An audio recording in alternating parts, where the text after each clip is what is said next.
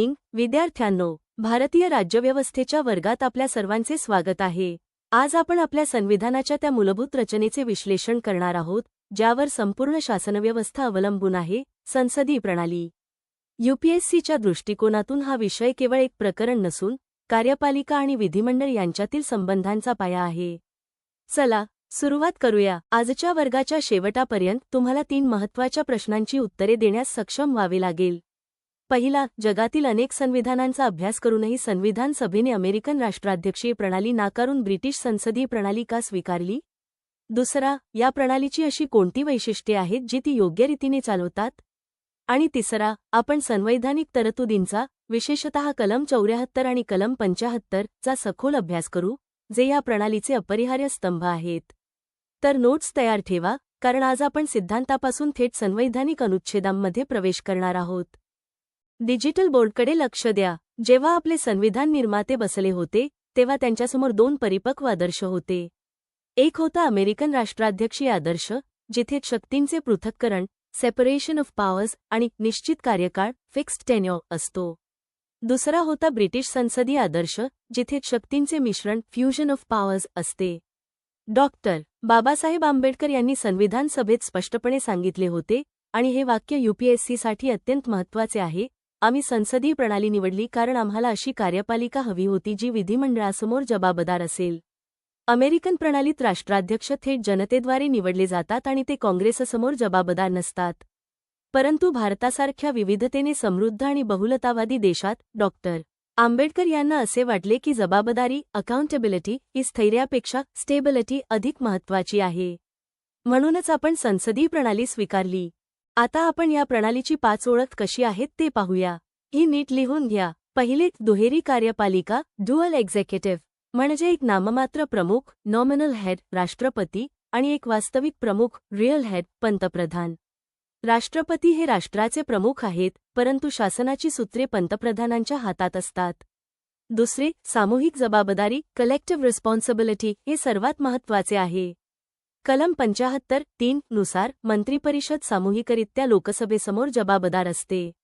याचा अर्थ जर लोकसभेत अविश्वास ठराव मंजूर झाला तर संपूर्ण मंत्रिपरिषदेला राजीनामा द्यावा लागतो, केवळ पंतप्रधानांना नव्हे।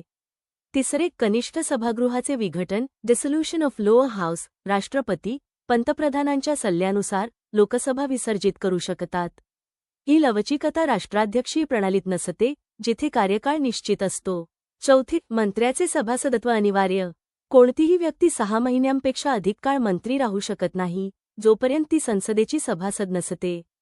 पाचवे, द्विसदनीयता, बायकॅमरलिझम, आपल्याकडे राज्यसभा आणि लोकसभा आहेत। ही व्यवस्था सत्तेच्या संतुलनासाठी आणि राज्यांच्या हितसंरक्षणासाठी आहे। आता आपण सर्वात महत्त्वाच्या भागाकडे येतो। ही अशी जमीन आहे जिथून परीक्षेत प्रश्न विचारले जातात, कलम 74 आणि कलम 75। कलम 74 सांगते, राष्ट्रपतींना सहाय्य व सल्ला देण्यासाठी पंतप्रधानांच्या नेतृत्वाखाली एक मंत्रिपरिषद असेल। येथे सहाय्य व सल्ला, एड अँड ॲडवाइस, हा शब्द लक्षात घ्या। 42व्या घटनादुरुस्तीने हे स्पष्ट केले की राष्ट्रपती या सल्ल्याला बद्ध आहेत, म्हणजे राष्ट्रपती मंत्रिपरिषदेचा सल्ला नाकारू शकत नाहीत। ही आपल्या संसदीय प्रणालीची आधारशिला आहे। कलम 75 नुसार 1. पंतप्रधानांची नियुक्ती राष्ट्रपती करतील। येथे राष्ट्रपतींची मर्जी चालत नाही, ते त्या व्यक्तीची नियुक्ती करतात जो लोकसभेत बहुमताचा नेता असेल। 2. इतर मंत्र्यांची नियुक्ती राष्ट्रपती पंतप्रधानांच्या सल्ल्यानुसार करतील। 3. मंत्रिपरिषद लोकसभेसमोर सामूहिकरित्या जबाबदार असेल। लक्षात ठेवा, कलम 74 आणि 75 हे एकत्र वाचले जातात। हे दोन्ही मिळून हे सुनिश्चित करतात की भारतात राष्ट्रपती शासन नसून मंत्रिपरिषदेचे शासन असते। बोर्डावर दिलेल्या या सारणीकडे लक्षपूर्वक पहा। यूपीएससीमध्ये प्राथमिक आणि मुख्य दोन्ही परीक्षांमध्ये अनेकदा हा प्रश्न विचारला जातो की भारताने अमेरिकन आदर्श का स्वीकारला नाही। अमेरिकेत शक्तींचे पृथक्करण, सेपरेशन ऑफ पॉवर्स, आहे। तेथे राष्ट्राध्यक्ष आणि काँग्रेस स्वतंत्रपणे निवडले जातात, दोघांचे कार्यकाळ वेगवेगळे असतात।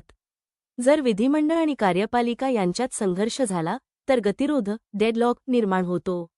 परंतु भारतात आपण शक्तींचे मिश्रण, फ्युजन ऑफ पॉवर्स, निवडले। आपली कार्यपालिका, मंत्रिपरिषद ही विधिमंडळाचाच, संसदेचा एक भाग आहे। हे सुनिश्चित करते की धोरणनिर्मिती आणि अंमलबजावणी यांच्यात समन्वय राहील। म्हणूनच डॉक्टर आंबेडकर यांनी या प्रणालीला अधिक जबाबदार प्रणाली असे संबोधले. तर मित्रांनो, आज आपण शिकलो की भारताची संसदीय प्रणाली जबाबदारी या तत्वावर आधारित आहे. याच्या केंद्रस्थानी कलम 74 आणि 75 आहेत, जे राष्ट्रपतींना घटनात्मक प्रमुख आणि पंतप्रधानांना कार्यपालिकेचे वास्तविक प्रमुख बनवतात. लक्षात ठेवण्यासारखे 3 मुद्दे. 1. सामूहिक जबाबदारी ही या प्रणालीची जीवनरेषा आहे. 2. राष्ट्रपतींचा सल्ला बंधनकारक आहे. 42वी घटना दुरुस्ती. 3. ही प्रणाली विविधतेत एकता टिकवून ठेवण्यासाठी लवचिकता प्रदान करते. पुढील वर्गात आपण यात संसदीय प्रणालीतील प्रथम नागरिक, राष्ट्रपतींची शक्ती, महाभियोगाची प्रक्रिया आणि कलम 356 याचा विस्ताराने अभ्यास करू. तोपर्यंत तुम्ही सर्वजण या विषयावरील मागील वर्षांच्या प्रश्नपत्रिकांचा PYQS अभ्यास अवश्य करा. धन्यवाद.